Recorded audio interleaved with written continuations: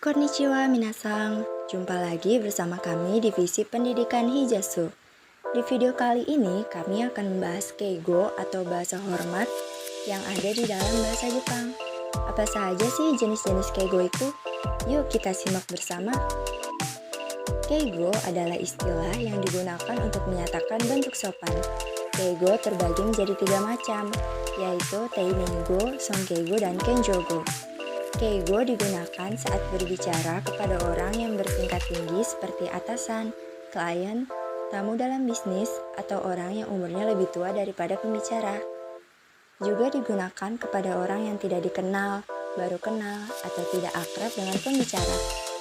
Selain itu juga digunakan di tempat umum atau situasi umum seperti kantor atau saat kerja. Yang pertama kita akan bahas Teinego atau bahasa halus. Teinego adalah bahasa yang digunakan untuk menyampaikan isi pembicaraan secara halus dan sopan kepada lawan bicara tanpa meninggikan lawan bicara atau merendahkan diri pembicara. Pada dasarnya, kesopanan ditunjukkan dengan bentuk akhir kalimat yaitu ragam des dan mas. Contohnya, Kyou wa totemo atsushi desu. Artinya, hari ini panas sekali.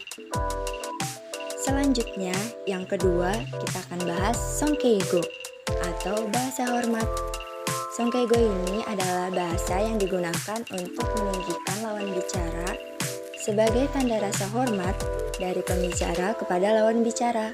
Sonkeigo dipakai untuk hal yang dilakukan oleh orang lain atau lawan bicara kita. Jadi, subjeknya itu bukan kita, tapi lawan bicara kita. Nah, dalam hal ini, orang lain tersebut statusnya lebih tinggi dari kita. Misalnya, bos perusahaan, pelanggan, dosen, dan sebagainya. Contohnya, Meshiagatte kudasai. Artinya, silahkan dimakan. Meshiagaru itu adalah bentuk sonkeigo dari taberu atau makan. Nah, di sini yang makan itu bukan kita, tapi lawan bicara kita. Karena yang makan atau melakukan hal tersebut adalah lawan bicara, maka kita akan pakai sonkeigo. Lanjut ke yang ketiga, yaitu kenjogo atau merendahkan diri. Kenjogo adalah bahasa yang digunakan untuk merendahkan aksi pembicara sendiri sebagai tanda rasa hormat dari pembicara kepada penerima aksi dari pembicara tersebut. Bedanya dengan sonkeigo, di sini yang menjadi subjek adalah diri kita sendiri atau pembicara. Karena kita yang melakukan sesuatu, maka untuk menyampaikan hal itu pada lawan bicara kita pakai kenjogo. Contohnya, Minasan no ie ni ukagaimashita. Artinya, saya berkunjung ke rumah Tuan Miller. Ukagau adalah bentuk kenjogo dari iko atau pergi. Nah, di sini yang menjadi subjek adalah yang pergi ke rumah Tuan Miller. Yang pergi ke rumah Tuan Miller adalah saya atau pembicara. Karena saya yang melakukan, jadi di sini kita pakai kenjogo. Sonkeigo dan kenjogo tidak digunakan kepada orang yang umurnya lebih tua daripada pembicara, tetapi orang itu adalah anggota keluarga pembicara.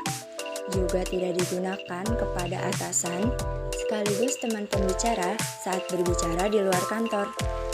Sonkeigo dan kenjogo ini akan digunakan kepada teman sekantor saat rapat di kantor dan orang yang umurnya lebih muda daripada pembicara tetapi baru saja kenal dengan pembicara saat itu. Nah, kesimpulannya, Teinego itu bentuk sopan yang dilihat dari des dan mas di akhir kalimat tanpa adanya perubahan kosakata dari kata kerja. Nah, sedangkan perbedaan sonkeigo dan kenjogo, sonkeigo itu subjeknya adalah orang lain atau lawan bicara kita.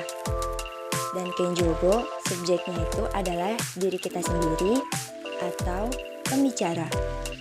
Nah, itu dia garis besar mengenai perbedaan masing-masing keigo part 1. Di dalam bahasa Jepang, penggunaan keigo sangat penting dan cukup sering digunakan. Oleh karena itu, agar minasan lebih memahaminya lagi, jangan lupa ya pantengin video ibenkyo selanjutnya. Arigatou gozaimashita. Ja, mata ne minasan. Sampai jumpa lagi di video berikutnya ya.